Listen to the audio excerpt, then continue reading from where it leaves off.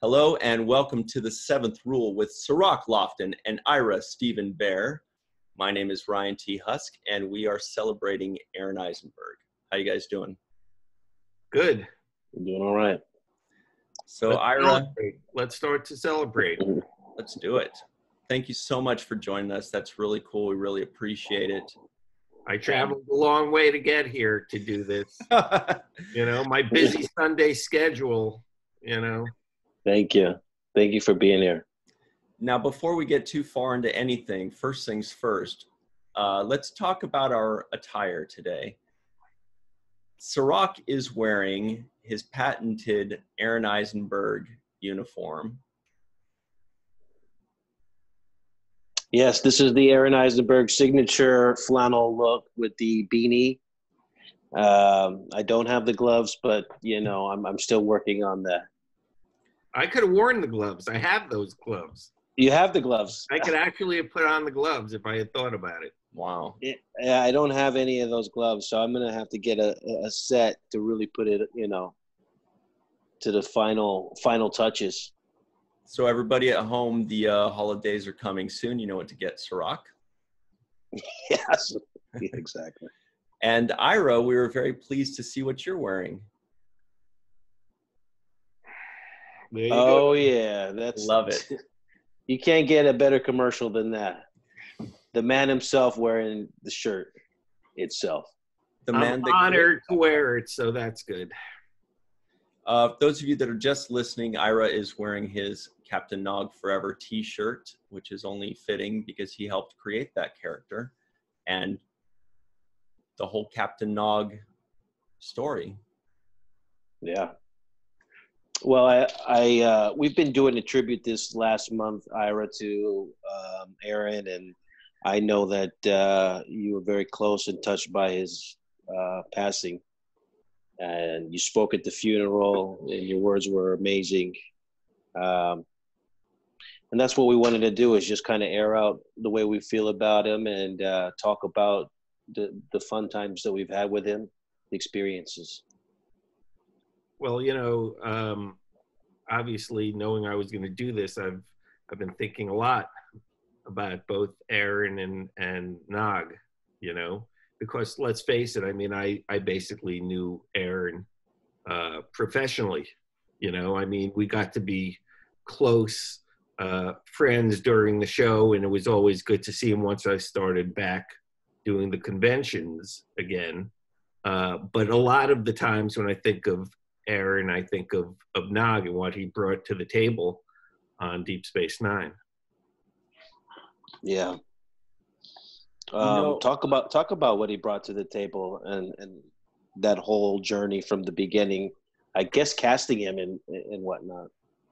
Well, I think, the truth of it was the idea was to make Jake a valid character on the show. That was kind of one of the things we were determined to do because we had a kid, which is not a really Star Trek kind of a character. We didn't want him to turn into Wesley Crusher. That was like, do that.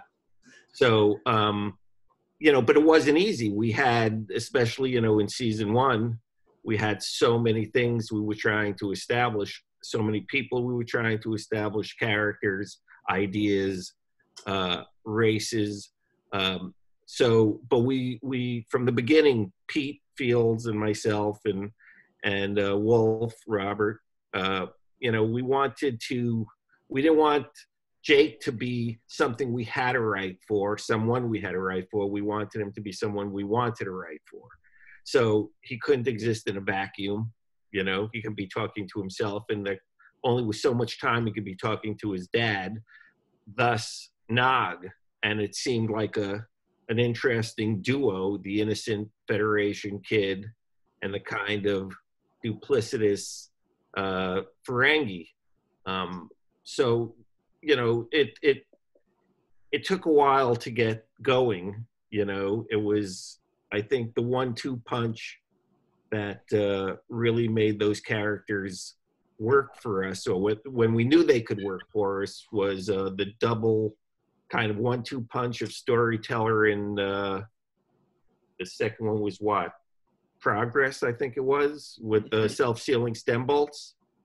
That was a big deal. Yeah. Self-sealing stem bolts. That became something we talked about for the next 7 years. They're still talking about it.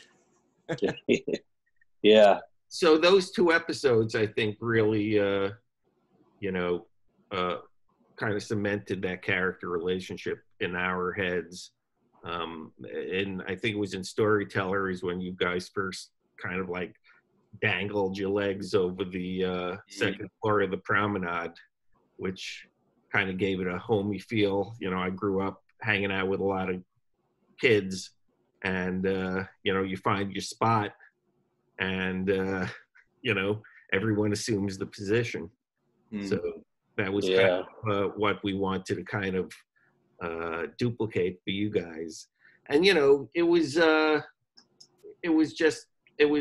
fun duo at a time when we were struggling to find fun with the show.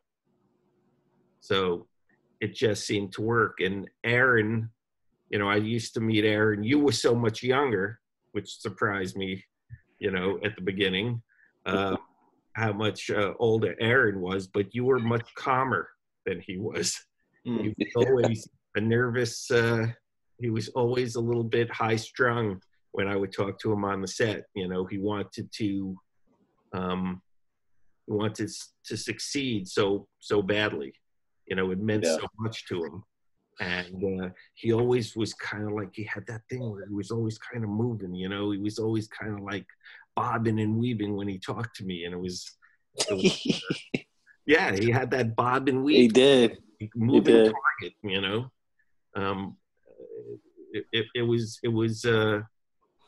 it was interesting, getting to know him, just like it was getting to know all the actors. But he was very specific, could feel, put me in, coach, love me, Yeah. 25 years later, he was still like that, and Sirach was still much, much calmer. Yeah, that's. I think that came through in the variety shoot when we did the variety shoot. Obviously, you guys were so happy to see one another. Not that you hadn't seen each other, but I could tell. You guys, as soon as you both showed up, you were sitting together. He was talking. Every time I looked over, he was talking. You were smiling. It was never the other way around. You were, I never heard him talking and him listening. It was always him talking, you listening and smiling. Yeah, there was a lot of that. That's why I mentioned at the funeral, sitting in the car with him on the way to San Diego was something that I was kind of dreading, just to be having to listen that much. But we ended up just really having such a good time there and growing closer. He was a big ball of energy, though. That's for sure. And kind of this Bobby weaving thing. I like the way you summarized that, because there was a movement to him. His hands, or he's very descriptive. Then I want you to get it. I have to be here with it. So it was a lot of movement in his body language. The idea that he could actually act was like a bonus. It was like we needed someone to put with Jake, and the fact that we were able to wind up doing so much with the character. If you look at the progression, which I have in the last couple of weeks since you mentioned doing this, and I just went back just to see the list of episodes he was in, and he starts out in season 1 with I don't know how many, about 5. Then it drops down to about 3 for the next couple of seasons, as we're struggling to find out, what to do, as your character was starting to take on other dimensions, and you didn't always need Nog with you as the character developed. And then the Starfleet thing, and then 5, 6, and 7, he's all over the place. He's in episode after episode doing a lot of different type of roles. I mean, he's always Nog, but the needs that he filled were different in a lot of different episodes. And the fact that he was so good, was what really kept that ball moving along for 7 years. At the beginning, I didn't know whether he, what his range was. He just had to be another kid sitting there, having fun, getting Jake in trouble. He's widely considered that character to have the longest, best, fullest character arc of any Star Trek character on any series. Like, hands down, there's really not a close second, according to fans. I don't really have an answer for that, because there's so many characters, and I think so many people went through interesting arcs, including Jake, in a more subtle fashion. But in terms of broad strokes, how can you go from being the kid who's always getting into trouble to, a Starfleet officer and a kind of conscience in a way, as all Ferengis turned out to be for the show. It was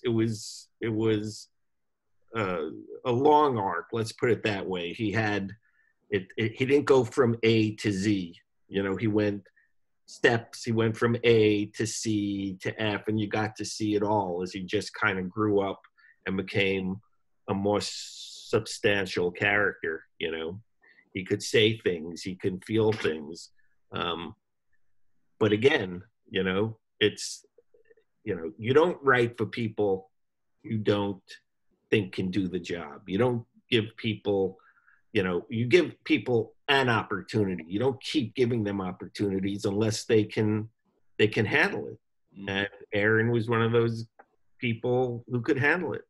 And he helped the show, and we helped him, and that's the beauty, when it works, of being on a show that lasts a long time, because we need the ammunition to keep the show populated and alive and interesting, and the actors want to work and find the characters, have deeper levels than originally imagined. So it's a beautiful win-win, and Aron was a win-win.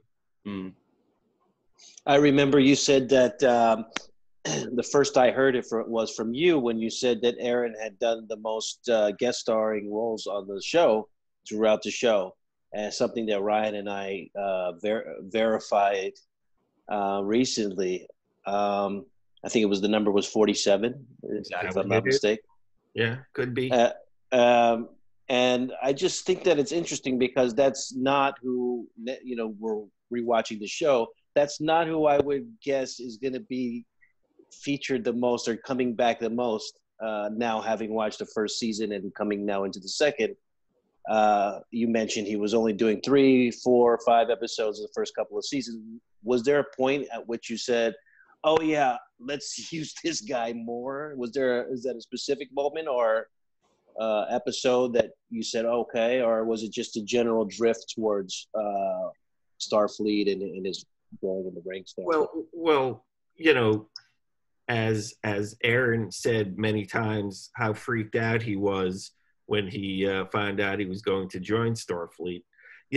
I can't say we had thought it through all the way. We just knew that was, I think it was Robert's idea that we have him join Starfleet and see where that goes. But we didn't have a master plan for that. So, it happened, and I thought that was, Heart of Stone.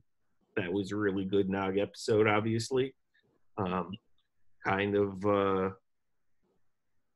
of took some of the attention away from that incredibly dopey Stone prison that Kira was stuck in for the A story, which is a great A story, and where, Odo speaks his love finally for Kira. But man, that was one crop that drove us absolutely crazy. So the Nog story was spot on. But then it's how much can you do, with that kid? And then finally, I forget what episode, but then he kind of went off to Starfleet. It was in season 5, The Ascent, I think, which is the Odo Quark show, where we came up with the idea. Where they're climbing up a mountain together. Yeah, but yeah, okay. The story was, we brought Nog. We came up with some cockamamie idea that Nog could do his second year at the academy. You know, he could do like field work. Yeah. For, you know, like going abroad. Which is great. Otherwise, he would have been in Starfleet Academy throughout the rest of the... Right. Well, that's what it finally dawned on us, Ryan, that we were going to... we had to do something to get him back. It was a great idea to send him, but yes, it would have had to be an 11-year show for him to have done full Starfleet, you know, studies and then come back. We didn't have 11 years. So we came up with this, you know, BS of him being able to do his studies on the station or whatever the hell that was. And then we kept him there because we didn't mention it again. So it's like, oh yeah, he's still in, you know, Starfleet, you know, somehow. But, and once he did that, or we did that, we used him a lot. You know. He was able to do a wide type of story. We could do In the Cards with you, Sirach, you know, the two of you, again, it's the old days and you two, you know, trying to achieve a goal together. And we could do the Ferengi episodes, you know, he could do those, but then he could do, obviously, not telling you what you don't already know, but then he could do the Starfleet, he could get his leg blown off, he could be in combat. And then we could do the In the Pale Moonlight, which at the time was, I thought, the boldest thing we had done throughout the run of the show, was to give an episode to Vic Fontaine and Nog. That's when I knew all bets were off. That's one of my favorite scenes, is the two of them. And I think maybe, I mean, it's hard to say the best because, you know, it's all about perception, but the scene with him, which you actually play in the documentary, if I'm not mistaken, it's actually featured in the documentary. But it's the scene where he's telling him that he wants to stay in the holosuite, you know, because he's afraid and, you know, facing the realities of what he has to deal with. And I thought that touched me, and I'm sure that it touched a lot of other people that got a chance to watch it. Yeah, I mean, we had total faith in that show. And, you know, I don't know if I ever said that to Aaron, you know, just like point blank, though it would seem to be obvious because we gave him the show and he did the show and it was very successful. And I must have said something like that, you know, when we were doing it, or at the end of the year, or after the 7 years. But you know, shows don't usually give people recurring characters who are not, you know, so emotionally invested in the major kind of story arcs. Like if you give something to Garrick or Ducat, or, you know, people like that, you know, who are in the main storylines, then if you said, okay, we're going to throw a show to them, it's like, okay, that's bizarre, and most shows would not do that, but it's not, you get it. But when you take someone like Vic, who had only been there for, you know, he didn't even show up till season 6, right? Mm-hmm. And you take Nog, who, you know, if you're not really paying attention, it's like, wait, when did he get such gravitas? He was dangling his legs over the promenade. Wait, right. When did this happen? Right. And just give the show to them, the entire thing to them. You have to care about them. You know, that was bold. And as I said to you, Sirach, when this all went down, Jimmy was so upset when Aaron passed. And, you know, well, and Jimmy's done, you know, he's been in the business for 60. This is James Darren, right? Mm-hmm. Yeah, James Darren. Yeah. Been in business for 60 years. He's done a lot of different things. and that episode and their time together on that specific episode had such meaning to him that, you know, and obviously he saw Aron at the conventions, all that. It's not like they hadn't seen each other, but I mean, that was a big moment for him, not just for Aron. You know, that was a big emotion. Yeah, for both of them, it was. For Jimmy, it showed the side of him that was just really there for a friend, you know, and giving good advice and trying to coach him back to health. And then for Nog, it showed this vulnerability that we really hadn't seen from him before, because he's usually this tough exterior guy that, you know, I got it, don't worry, I know what I'm doing, don't worry about it, you know. And this was the first time we really got to see that level of vulnerability from his character, I think. Yeah, you know, and you know, we talk about that episode a lot, obviously, especially since Aron's passing.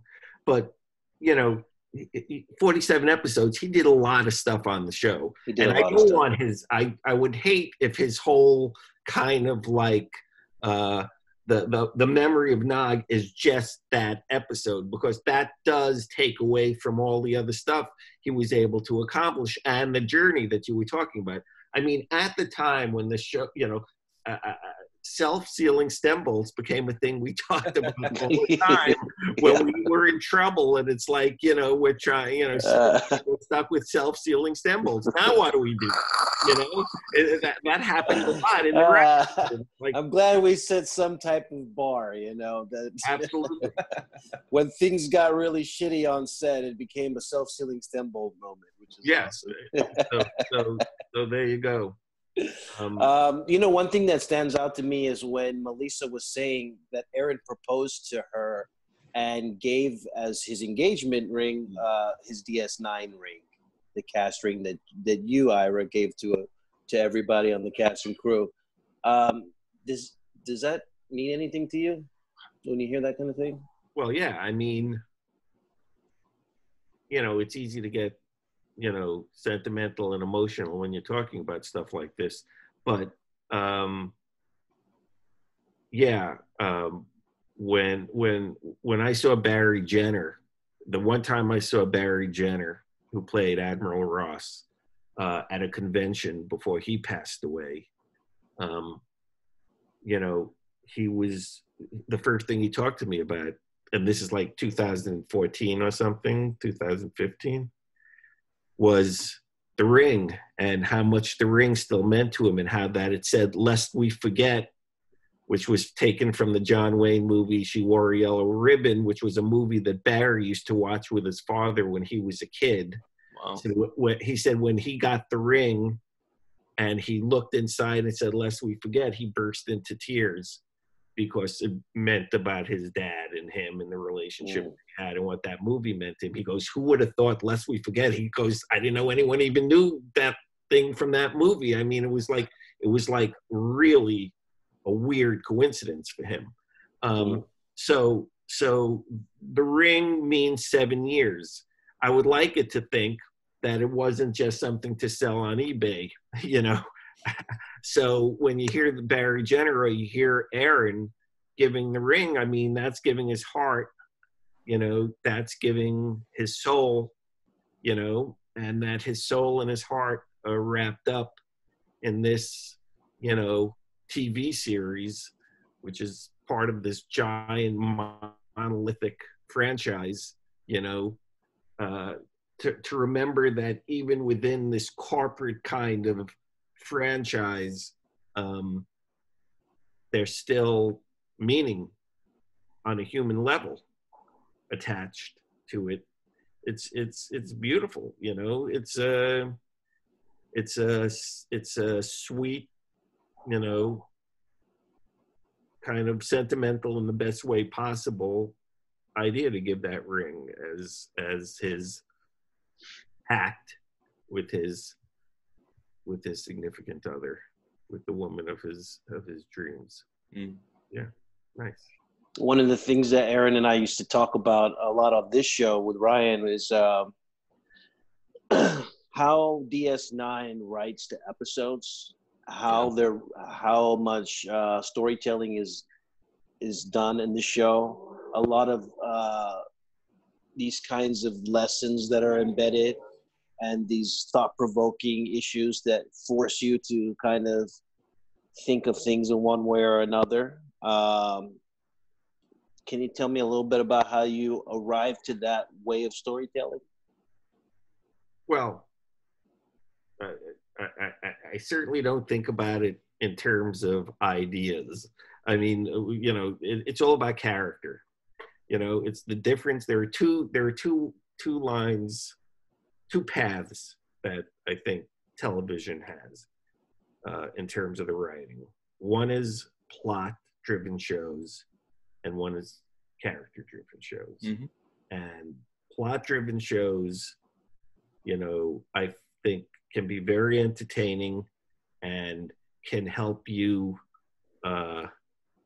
relax, you know, and kind of chill out after a day, and you want to turn your mind off and just follow the plot, and sometimes even knowing the plot is kind of, you know, it's reassuring. You help figure it out. The mystery, the this, the that, has very little to do with life, because life is plotless, as we know, and life has, you know, is the story of life is a sprawling mess, you know, that if you try to write it, you know, it goes into a million directions and paths and doubles back on itself, and, you know, you're looking for an ending anywhere, and the road goes ever on. But character is something else.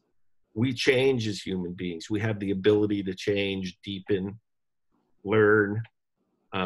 So character-driven television is certainly what floats my boat and what interests me, both as an audience and as a creative human being. And I think that if you go from character, the ideas and thoughts will follow, because a character is all about conflict. You know, William Faulkner said it best: the human heart in conflict with itself. You know, that's what storytelling is about: the human heart in conflict with itself. Do you do the right thing? Do you know what the right thing is? You know, do you do the wrong thing? Do you know what the wrong thing is? Are you able to enter your house justified? Which is the other thing I always quote. Can you enter your house justified? And to me, that's the basis of drama and human relationships. Yeah, I like the idea that you said a key word with justified, because that's one of the thought processes that I feel I see Cisco always tackling or dealing with in his decision making is justified and justification. Is it justified to do that? Is it justified to do that? So I think that's interesting that you use that choice. Cisco,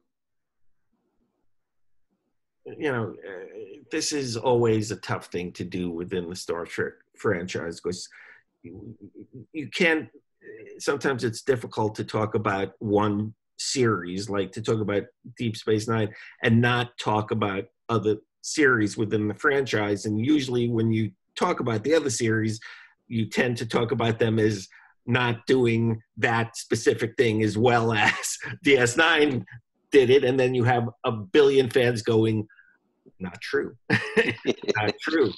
You know, you little freakazoid DS9 people, you know, you self-absorbed, self-justifying Deep Space Nine people who think you're the only ones who know anything about what Star Trek should be. So, but I would say that Cisco had to make decisions that, in a lot of ways, were much more personal, it seems, or were presented in a more personal way than Kirk and Picard. I can't really talk about the others because I really didn't watch those shows, so I don't know.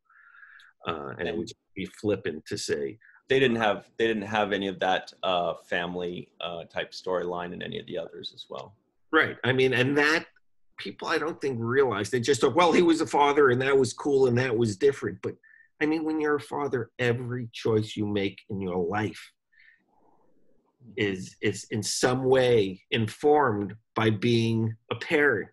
You know, it could be a military decision, but if your kid is living on the station where you're making those decisions and those decisions have an impact on that home, trust me, it all has to do with being a father. You don't, you know, you can separate it in your head, or you could tell yourself you separate it in your head, but it's all part of that decision-making process. And and I think having a kid deepens you as a human being. It can be a pain in the ass at times, you know, and it can, you know, ruin your Saturday nights when, you have babies in the house, and, you know, you have to think of other things. You can't, how you drive, what you ingest in your system, you know, how you live your life, which people think, well, that's not fun. That's not as much fun when you have to worry about someone else. But I think it's the full flavor bouquet. If you're going to go around once, you might as well, if you can, try to you know, have a kid, or to really understand what it's like to be alive and have choices and make decisions.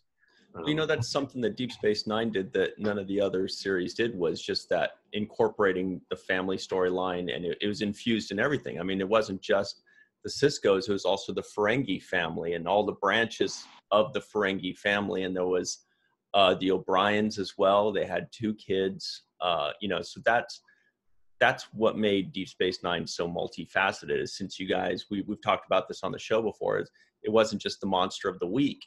You guys weren't going anywhere, so you had to be super creative with what was going on, you know, in the station. You know, it wasn't about exploration of outward things. It was the exploration of the self and of the family and of the relationships. And that was one of the things that we liked so much about Nog, was that, yeah, like you said, he ended up with the Starfleet storyline. He had the Nog and Jake storyline, but he also had the Ferengi family.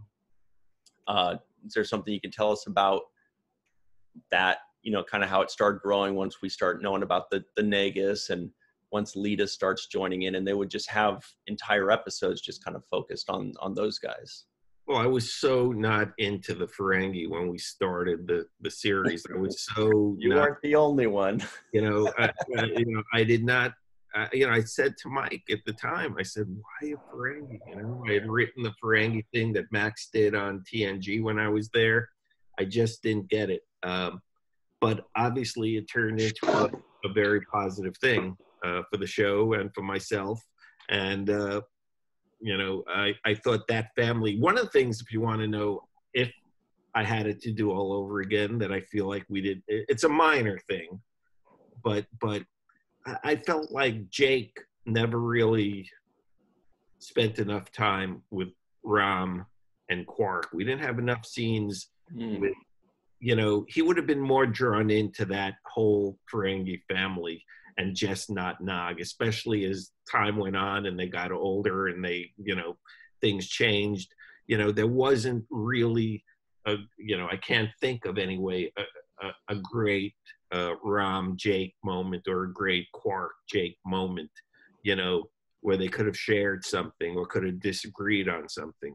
But yeah, I thought, you know, there's always a difference between perception and reality, and perception is almost always imprecise at best, and especially when you're talking about large public perception. So the whole idea of the Ferengi with just this joke, comic, you know, Jews in space, whatever kind of thing you wanted to say about them, none of which was true.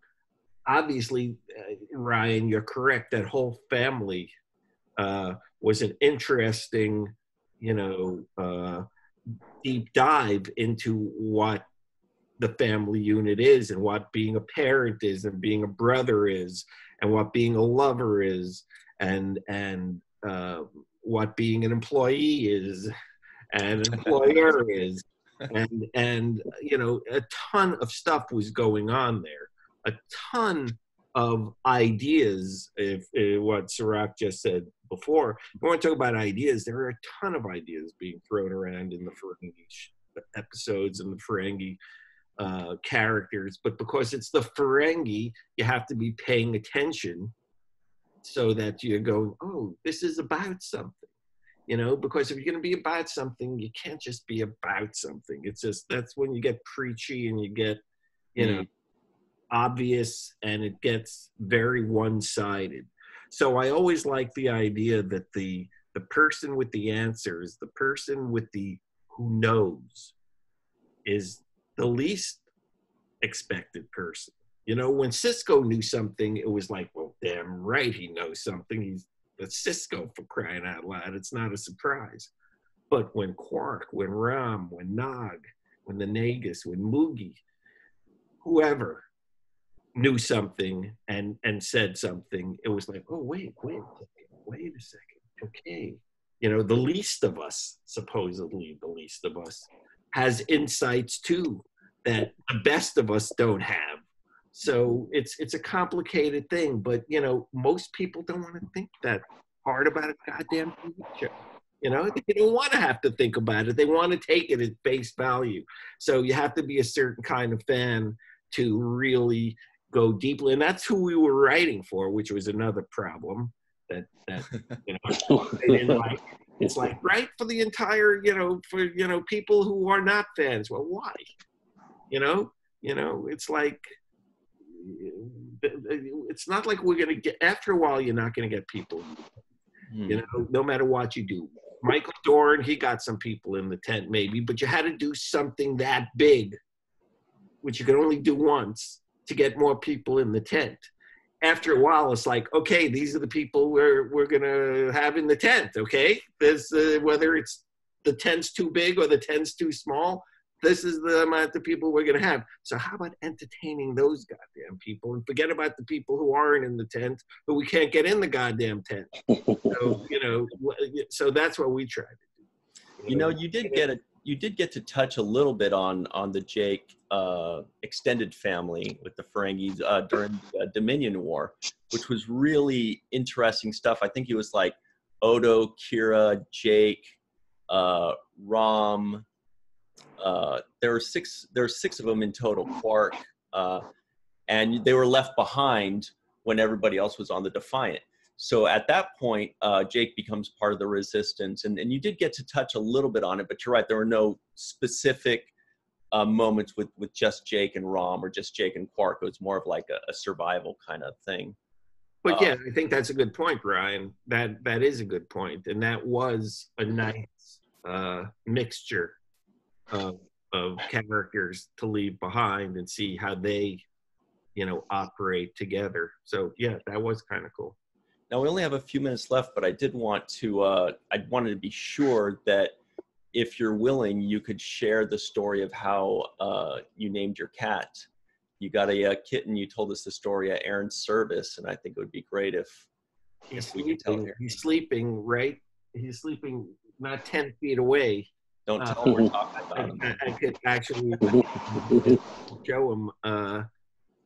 Well, you know, we had a cat, and we always had one cat, and this cat seemed to be a lonely cat. We wanted to get another cat, which was a big deal in my house to think of having a second cat. And we knew someone who was fostering some cats, and she brought this cat over, and we immediately fell in love with him. And he is a very scrappy little cat. You know, he's, you know, originally his name was, what the hell was his name? Not Bond. He had, the Dude. They called him the Dude. And it was, so we're going to name him the Dude. But there was nothing dude-like about him. He was like, oh, let's have fun. Let's go. What's going on over there? What's going on over there? I got to see that. Come on, I'll climb on your back. I'll climb on your head. I'll climb on, you know, it's like, let's do that. And it's like, cat is a Nog. This is not. And when I said it to my wife, when he was still locked away upstairs in the room we had him when he was just moving in, I thought she was going to look at me like, we're not calling a cat Nog. And then she just stopped and she was looking at him and he was flopping all over the place and he was getting up immediately and looking at her. I was like, you know something? He is a Nog. He is a Nog. And that's how he became Nog. And unfortunately, he's still sleeping on the couch. If you want to wake him, we won't fight you. No, let Nog sleep. All right. But there's people right now that want to see him, I bet. But okay. I think it's interesting that he was frisky because that is Nog. Yeah, definitely not the dude. Definitely. Well, that's just like your opinion, man. Yeah. You know what's funny is that I can almost picture this cat saying, "This cat is Nog. Asleep. There's Nog. This is Nog. Say hi. Hello, Nog. Oh, it's a baby still. He's still, yeah. He's not even 2 months old. Oh wow!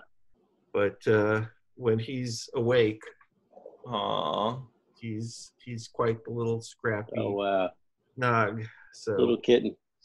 So you can just almost guarantee that one day this cat's gonna be saying, "Is that sound right? Does this meow sound right?" Yeah. Does this my cat voice sound? Does it sound authentic? Did I chase that squirrel? Did I do it? Did you like the way I did that? Did I do it right? You know, there's we live up in the hills, so there are every now and then you do have rodents around, and I expect Nog to be on the defense, vigilant. Chasing the little Jem'Hadar around. That's awesome. Hey. Okay. So here he is. There's his butt, the butt of Nog. That's what we were waiting for. There you go. Oh wow. Well, for our money, we've said this a lot of times on the show, Ira. In all seriousness, I personally, and I think a lot of Star Trek fans agree with me, I think that Deep Space Nine is the best written series of all of the Star Trek series, especially, I mean, I don't really want to say especially during the Dominion Wars, but it does feel like that's the best written Star Trek in television and movie history, honestly, I think. So thank you for bringing us that. And I think Aaron said quite a few times that when you made the decision to put him into Starfleet Academy and make him Starfleet, Armin spoke to him and said, you know, they're going to use you a lot more now. And Aaron said, well, why is that? And he says, because now you're part of the solution rather than part of the problem. And that was just something that he mentioned a few times. It always kind of stuck with us. Well, Armin is a wise man, as we all know. So, yeah, I think, I don't know if, yes, I guess you have to say Starfleet is part of the solution, but I wouldn't say that the Ferengi were necessarily part of the problem, you know, but that's a whole thing we don't need to get into. All right. Well, thanks very much for joining us, Ira, and for letting us finally see and meet Nog. I think that's really cool. I know Sirach was saying, all I care about is I just want to see a kitten today. So you got that. Yeah, I'm glad you got that text. Now they're just licking each other. They're doing the lick down. So it's very loving. Anyway, yes, look, I was happy to be here. You know, Aaron, I'm glad we spent the Comic-Con in July together. You know, it's very sad that we lost him. And, you know, the fact that he has such a strong fan base is lovely, and that you guys are continuing to do the show is lovely. And I think about him a lot, and I think a lot of people think about him a lot. And so keep doing the good work, and his work will survive. So it's about all you can ask for on this bitch of a planet. So there you go. Yeah, one other thing that stands out to me is that, you know, thanks to the documentary, What We Left Behind, we were able to see a lot of Aron in his last days and get to see him in, you know, the newest version of himself. And I thank you for that. I thank you for the, you know, the times that we spent together promoting the doc and premiering it.